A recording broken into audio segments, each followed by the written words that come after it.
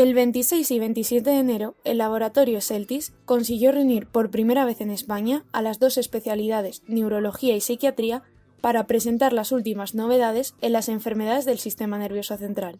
Más de 200 neurólogos y psiquiatras se reunieron para conocer los últimos avances en diagnóstico y tratamiento en patologías como depresión, migrañas o Parkinson. Estas jornadas para nosotros es una necesidad, y es una necesidad porque la neurología y la psiquiatría se han separado de una manera que podemos decir no correcta, y veíamos que teníamos que buscar un punto de encuentro. Este punto de encuentro ha ocurrido gracias a la década del cerebro, que prácticamente fueron los últimos años del siglo XX, cuando en Estados Unidos se invirtió muchísimo dinero en la investigación de cómo funciona el cerebro humano. Y esto nos ha permitido describir nuevas enfermedades. Y también nos hemos dado cuenta que en enfermedades que ya conocíamos, como es la enfermedad de Parkinson o el Alzheimer, muchos de los síntomas que sufren nuestros pacientes son síntomas psiquiátricos. Y por otro lado hemos descrito enfermedades psiquiátricas que son debidas a causas neurológicas o por lo menos autoinmunes, ¿no? De tal manera que esa separación que se había hecho quizá de una manera inadecuada, pues se está juntando ahora. Y de esta forma podemos ver cómo algunos enfermos que debutan con cuadros psicóticos son debidos a trastornos neurológicos, o por otro lado cómo los enfermos de Parkinson pues tienen una tasa de depresión pues mayor que la población general. La pregunta clave es, doctor, ¿existe una relación entre las enfermedades del sistema inmune y las patologías psiquiátricas y neurológicas? Sí, hay una relación, y además muy variada, ¿no? Por un lado, sabemos que muchas enfermedades autoinmunes, conocidas pues, por la población general, como es el lupus eritematoso sistémico, a veces tienen manifestaciones psiquiátricas en forma de psicosis o muchas manifestaciones neurológicas que pueden ser graves, como neuropatías ópticas, que es afectación del nervio óptico, o mielopatía, que es afectación de la médula, o incluso del nervio periférico. Luego, por otro lado, tenemos los pacientes que tienen trastornos psiquiátricos, pues tienen más facilidad pues, a tener algún tipo de enfermedades, ¿no? Porque son pacientes que por lo general, sobre todo los pacientes depresivos, tienen una alteración de la inmunidad. Y luego finalmente, y creo que es lo más interesante y que vamos a ver en estas jornadas, son unas enfermedades nuevas que hemos descrito, que son enfermedades autoinmunes donde hay un anticuerpo que va dirigido contra una estructura de las neuronas.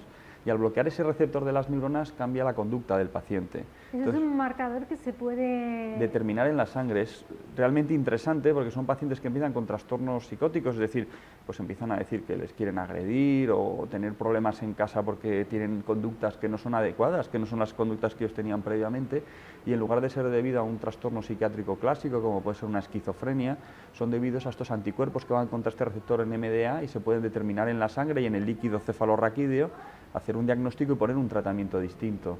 Y esto es muy interesante no solamente desde el punto de vista terapéutico, sino que también nos está ayudando a conocer cómo funciona el cerebro humano y explicar un poquito la causa de estas enfermedades psiquiátricas, ¿no? Como la esquizofrenia. ¿Qué porcentaje de personas con patologías psiquiátricas pueden estar en realidad sufriendo una enfermedad del sistema inmune y qué experiencia clínica tiene usted? Depende de la patología, ¿no? Pero, por ejemplo, un cuadro que conocemos todo, que es la psicosis posparto, ¿no? Que son mujeres que después de dar a luz tienen un trastorno psicótico y tienen pues, cuadros muy graves. Hasta entre un 1 y un 5% de ellas tienen estos anticuerpos anti-NMDA, luego podría ser una causa en este pequeño porcentaje. Pero también, por ejemplo, personas mayores que tienen un cuadro depresivo o un cuadro de apatía, a veces es el debut de una demencia. Es decir, que en principio yo creo que cuando algo es atípico, es decir, el cuadro clínico no corresponde a lo que vemos habitualmente, no está de más que pensemos desde un punto de vista neurológico y nos planteemos que a lo mejor el paciente puede tener, no que lo tenga seguro, pero puede ser el debut de una enfermedad neurológica. ¿Cómo se diagnostican este tipo de patologías autoinmunes? Sí, la mayoría de las veces cuando queremos hacer un diagnóstico de estas encefalopatías autoinmunes, lo que hay que hacer es hacemos un electroencefalograma, una resonancia magnética que pueden estar alteradas, aunque en ocasiones son normales, y sobre todo lo que se hace es una punción lumbar y en sangre y se determinan unos anticuerpos. Los anticuerpos son unas defensas que atacan distintas estructuras y en este caso lo que nos ocurre es que nuestro propio cuerpo nos ataca a nosotros.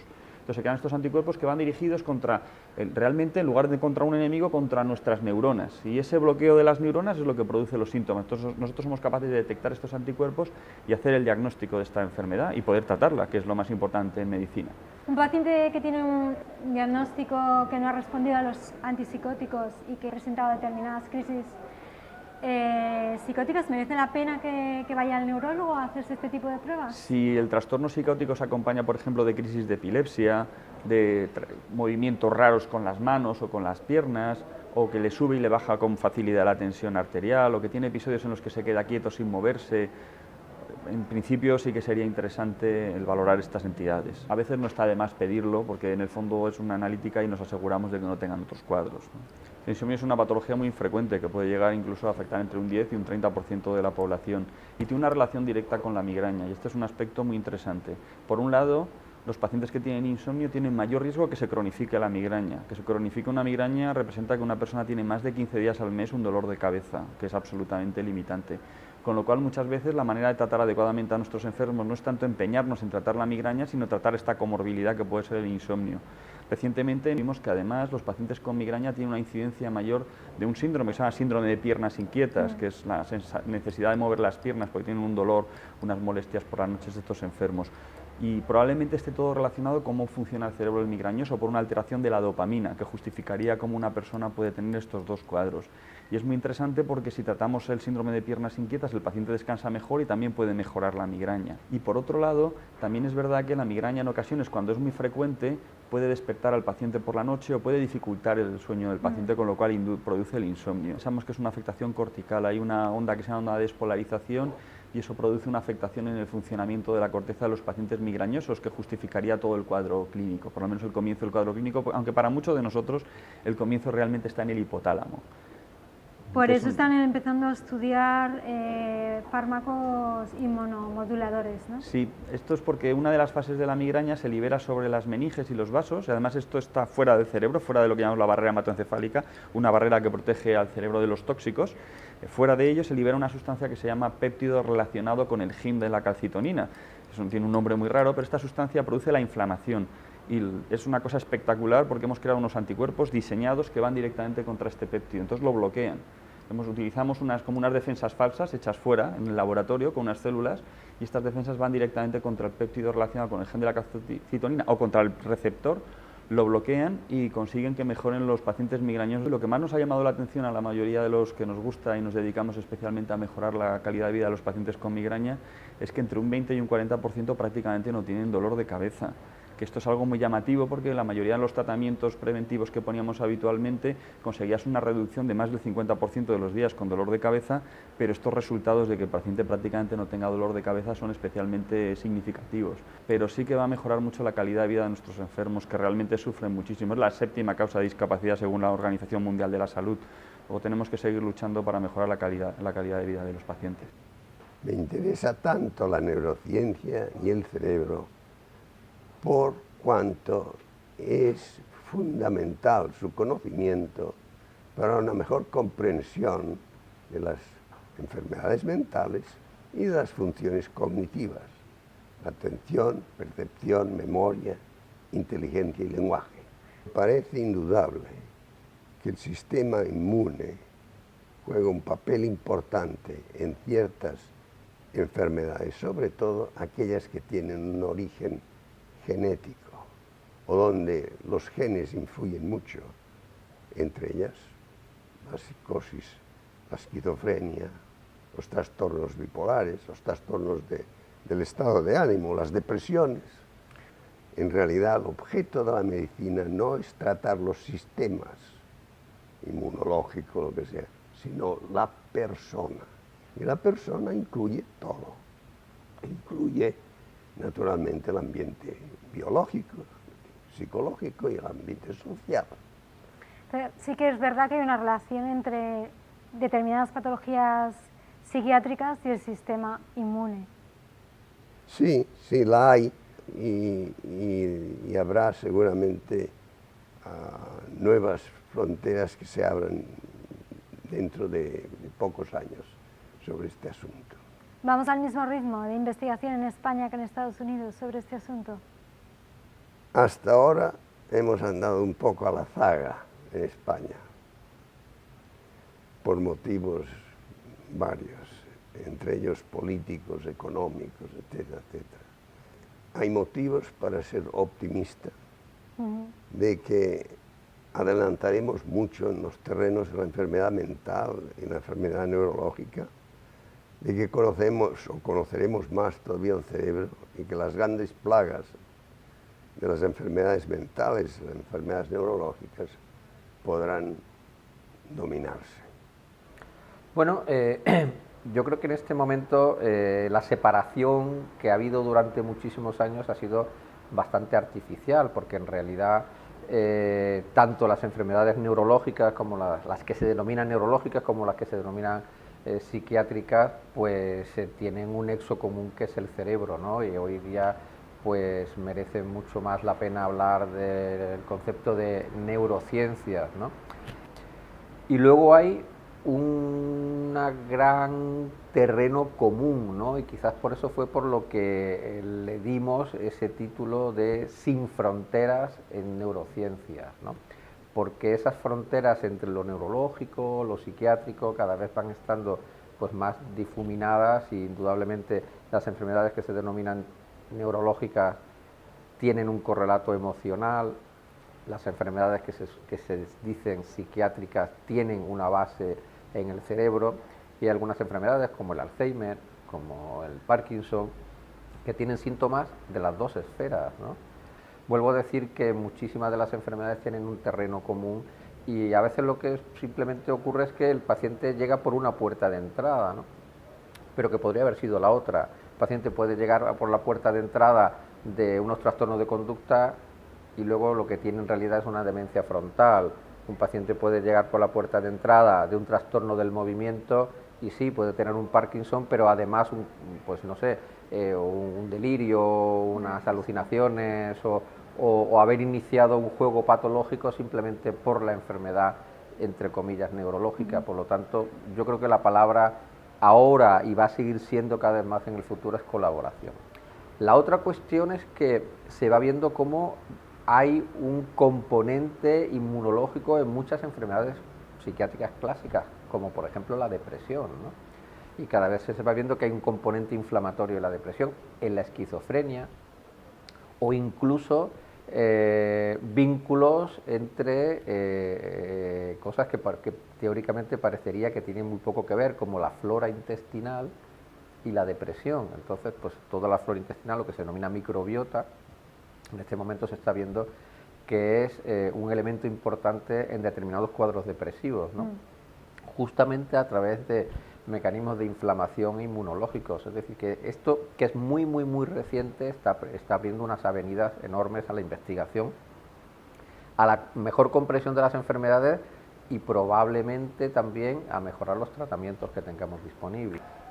Pero el porcentaje de casos que no van bien o que no van tan bien como uno le gustaría, pues a lo mejor alcanza el 30%. Pues en esos casos justamente es en los que hay que empezar a pensar en que hay otros tipos de componentes y buscarlos. Bueno, yo creo que la colaboración entre estas dos especialidades es realmente importante, porque abordamos problemas comunes desde diferentes puntos de vista, pero son comunes, como por ejemplo los trastornos del comportamiento, los trastornos del estado de ánimo o incluso los trastornos de la motivación. Son problemas que tanto los psiquiatras como los neurólogos vemos, con lo cual es necesaria la colaboración. Con una cierta frecuencia se están descubriendo nuevos anticuerpos que están relacionados con pues, problemas de inflamaciones del sistema nervioso central, fundamentalmente de áreas del cerebro, y que producen una sintomatología variada. Entre ellas hay algunas que se caracterizan por alteraciones importantes del comportamiento, pero para nosotros está dentro del diagnóstico diferencial de determinados grupos de enfermedades, para los psiquiatras en este momento también. Ya que he hablado del Parkinson, entonces, ¿cuáles son las últimas novedades en esta patología? Bueno, a ver, hay muchas realmente. Que tengan relevancia clínica inmediata, pues yo creo que uno de los aspectos más interesantes son los avances vinculados a posibles nuevos mecanismos de tratamiento, nuevas formas de tratamiento de la enfermedad. La enfermedad de Parkinson, como otras enfermedades degenerativas, se caracteriza por el depósito de determinadas proteínas anómalas. En concreto, en la enfermedad de Parkinson, el depósito es de una proteína que se llama alfa-sinucleína.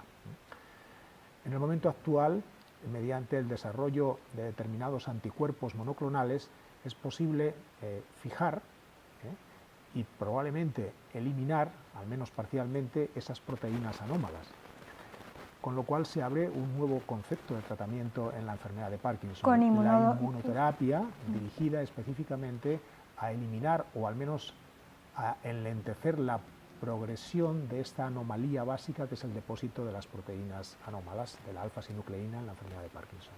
¿Qué relación hay entre la diversidad de patologías del sistema inmune con las enfermedades psiquiátricas? Sí. Bueno, yo creo que el interés que ha suscitado este tema es que cuando se descubrieron estos anticuerpos, obviamente se descubrieron en enfermedades, digamos, neurológicas, sobre todo encefalitis, inflamación del cerebro. Pero cuando se vio que los pacientes que tenían estas encefalitis, algunos se presentaban con problemas psiquiátricos, sobre todo psicosis, claro, se empezó a plantear la posibilidad de que a lo mejor algunos pacientes podrían tener no una encefalitis completa, sino solamente los aspectos psiquiátricos de la encefalitis y se podrían confundir con una encefalitis, con una psicosis, digamos, convencional que no está mediada por anticuerpos, ¿no? Entonces se empezó, o se ha hecho estudios ya para ver si pacientes que vienen al hospital con un cuadro psicótico, cuántos de ellos tienen anticuerpos que pudieran sugerir una encefalitis autoinmune. Por tanto, el problema no es de que el tema o esta patología sea muy frecuente, sino que es tratable. Y por tanto, los psiquiatras tienen que estar alerta de que hay un grupo pequeño de pacientes que pueden ser tratados con inmunoterapia y por tanto es importante saber reconocer los síntomas que diferencian un cuadro de psicosis, digamos, normal o convencional de una psicosis que nos está diciendo que la causa es autoinmune. Y aquí yo creo que es un reto importante. ¿Cómo se ataca el cáncer sin recurrir a la quimioterapia y a la radioterapia, sino recurriendo a la inmunoterapia? Sí. ¿Cómo es este tratamiento? Sí, sí. No, el tratamiento son fármacos que lo que hacen es, digamos, aumentar la actividad de tu sistema inmunológico, con la idea de que el propio sistema inmunológico adquiera la capacidad, que no la tiene hasta que no se da este tratamiento, para poder controlar el crecimiento del tumor. Es decir, los fármacos que damos no atacan directamente al tumor, sino que, digamos, excitan o aumentan la actividad inmunitaria propia para que esta actividad inmunitaria acabe controlando el tumor. ¿Esos fármacos estos son inmunoglobulinas? Son anticuerpos monoclonales, sí, son inmunoglobulinas. Anticuerpos monoclonales, normalmente son anticuerpos monoclonales. En los estudios lo que podemos determinar es que hay una asociación entre alteraciones inmunológicas y la existencia de enfermedades mentales como la depresión o algunos trastornos de ansiedad, el insomnio, etc. Todo es más complejo. El cerebro es el órgano que rige el resto del organismo y cuando se empiezan a alterar el resto de los sistemas, entre ellos el sistema inmunológico, el sistema inflamatorio, y a medida que avanza la enfermedad, pues encontramos que hay más alteraciones inmunológicas que pueden a veces ser la causa, los precipitantes, los desencadenantes o eventualmente los mantenedores de la enfermedad y cronificadores de la misma.